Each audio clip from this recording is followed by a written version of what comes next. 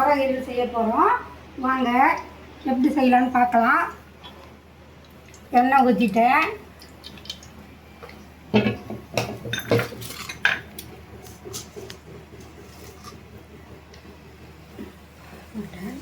பட்டை போட்டுட்டேன், பிரிஞ்சி இலை போட்டுட்டேன், சோம்பு போட்டுட்டேன், லவங்கம் போட்டுட்டேன். கரம் மசாலா ஐட்டம் எல்லாம் போடணுமாம்மா? போடணும், எல்லாமே போடணும்.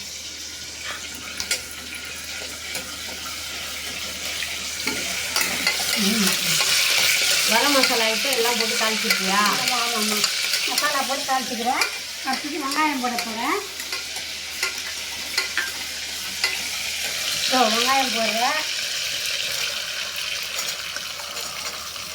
வெங்காயம் நல்லா வதங்கணும்.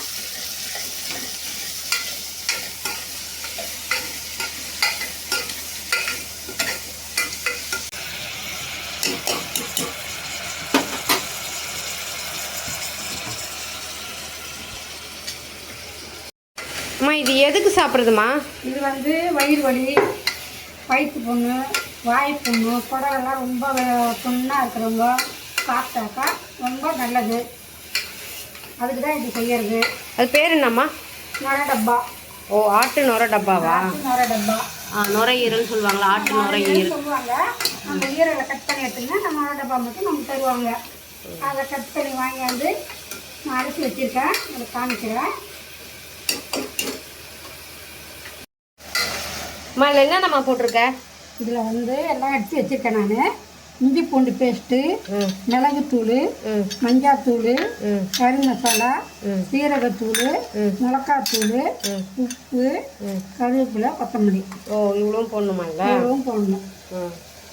எங்கே காட்டு? அதை நீ என்ன வாங்கிட்டு வந்திருக்க? அதை காட்டு.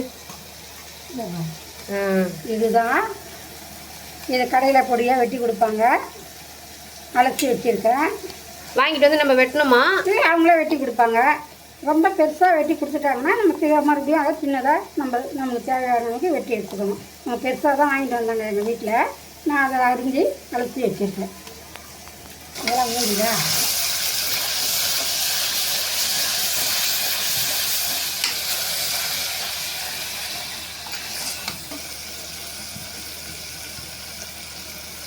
இதுக்கு நீ என்ன எண்ணெய்மா ஊற்றிருக்க? நல்லெண்ணெய் ஊற்றிருக்கேம்மா. நல்லெண்ணெய் ஊற்றி செஞ்சால் ரொம்ப வயிற்றுக்கு நல்லது. நல்லெண்ணெய் தான் ஊற்றணுமா? ஆமாம். ஓ ஓ, வதங்கிடுச்சாம்மா? வதங்கிச்சு. இப்போ இஞ்சி பூண்டு போட போகிறேன். இதெல்லாம் வதங்கின உடனே இஞ்சி பூண்டு போடணும். இஞ்சி பூண்டு போட போகிறேன். இது நல்லா வதங்கின உடனே அதுக்கப்புறம் தான் அதை போடணும்.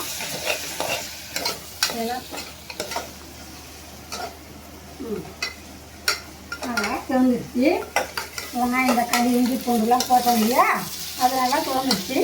அடுத்தது வெங்காயம் நுரையீரல் போட போகிறேன். இது நிறைய தண்ணி இருக்கும்.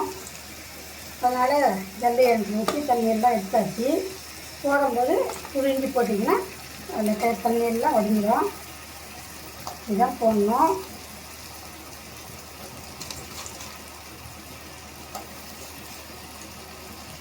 குழந்தைங்க பெரியவங்க எல்லாம் சாப்பிட்டா ரொம்ப நல்லது.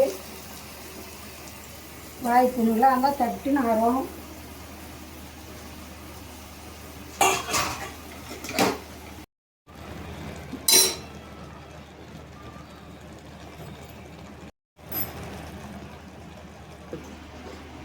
இது தண்ணி விடும். ஆனால் அந்த தண்ணீரெல்லாம் வத்துற வரலும் நம்ம வதக்கிக்கின்னு இருக்கணும். அதுக்கப்புறம் தான் நம்ம தண்ணி ஊற்றி உப்பு காரம்லாம் போடணும். இது வதங்க தண்ணி விட்டுக்கிட்டே இருக்கும். அந்த தண்ணி பூரா சுண்டணும். அதுக்கப்புறம் தான் நம்ம போடணும்.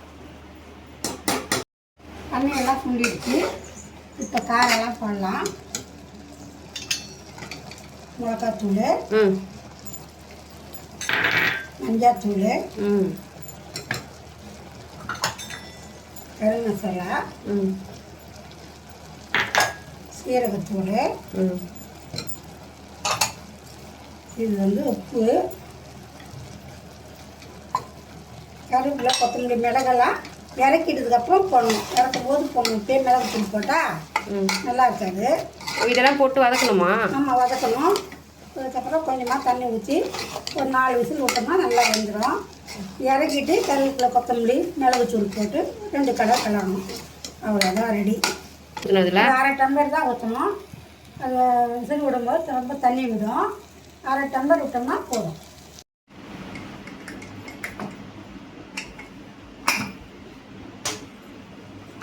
வந்துச்சு.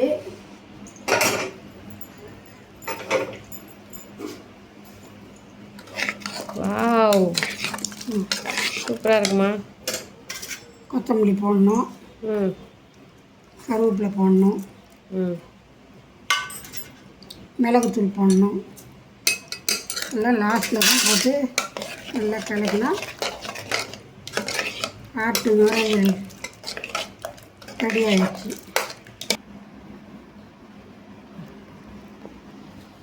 ஆட்டு நுரை டப்பா சாப்பிடலாம், ரெடி. நீங்களும் செஞ்சு பாருங்கள், உங்கள் வீட்டில் சூப்பராக இருக்கும். குழந்தைங்களுக்குலாம் நல்லது, பெரியவங்களுக்கும் வயிற்றுக்கு ரொம்ப நல்லது.